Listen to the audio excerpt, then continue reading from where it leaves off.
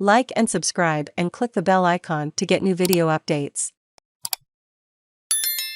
Stolen Generations survivor Aunty Lindy Lawler speaks on her path to healing for National Sorry Day. Aboriginal and Torres Strait Islander readers are advised that the following story may contain images of people who have died. Some of Aunty Lindy Lawler's earliest memories are scarred with fear and pain, including having her little 4-year-old hand held over a gas flame as a regular punishment from her government-appointed carer. The 63-year-old Aboriginal elder, Yuin woman and survivor of the stolen generations, suffered horrendous abuse for years after being removed from her family. Aunty Lindy and her identical twin sister were born in David Berry Memorial Hospital at Berry on the New South Wales south coast in December 1958.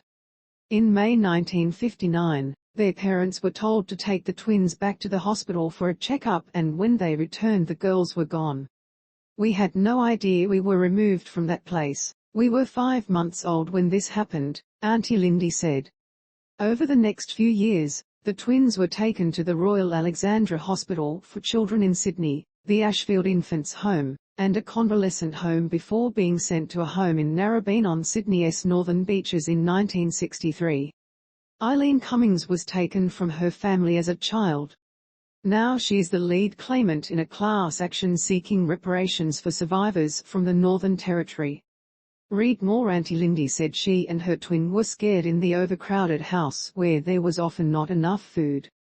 "I remember we crawled along the floor going into the cupboards to find something to eat, then going into other cupboards to try and find food," she said. Aunty Lindy said in her mind she could still hear the loud and echoing footsteps of the woman who ran the house coming towards them. She said the woman would see them on the floor going for the cupboards, only because we wanted something to eat. We didn't know it was a bad thing to do. She then grabbed us both by the hands and took us into the kitchen. "I can still see what she did to us," Aunty Lindy said. "She would line us up in front of the gas stove, and just light the gas and the flames would come up.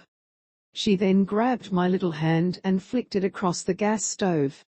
Then she got my twin and would burn our hands backwards and forward. For everything we did wrong, that was our punishment." Aunty Lindy said no matter what happened, the woman would always line them up in front of the gas stove. "And at my age, I can't go anywhere near a gas stove or any fire. It triggers memories so quick," she said. "It has scarred our lives forever." She also remembers a wooden panel in the lounge room.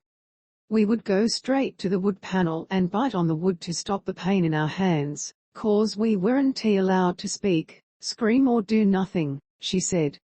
"I still remember the wood with all the teeth marks across the wood. We didn't know we were going to be put in the hands of a monster." She said she and her sister were only removed after neighbours reported the abuse, but they were then sent to another home.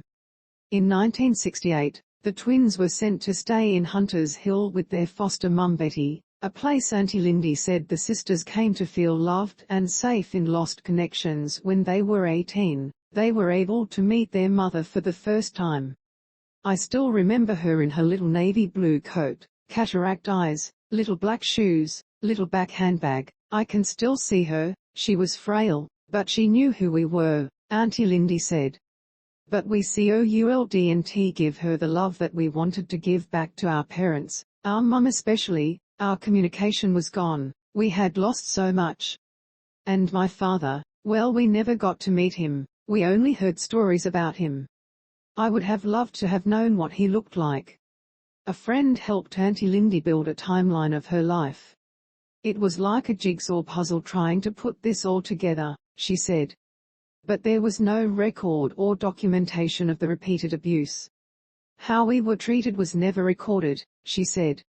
The apology. Aunty Lindy attended the apology to the stolen generations, delivered by former Prime Minister Kevin Rudd, on the 13th of February 2008. She said it meant a great deal, but her twin had died the year before and never had the chance to hear the words. Read more. "But I will never forget it, and how many people went to it, and believed us, and that was a really big healing," she said. It has taken her years to speak about her pain, and she said she received help on the journey from the Illawarra Aboriginal Medical Service. She is now driven to help people understand what happened to those who were stolen. I know some of those who suffered will never get over it, will never forgive, which we can understand, and we need to respect why they won't speak about it and why they can't forgive, she said. I believe that we can heal for a better future and stand by one another and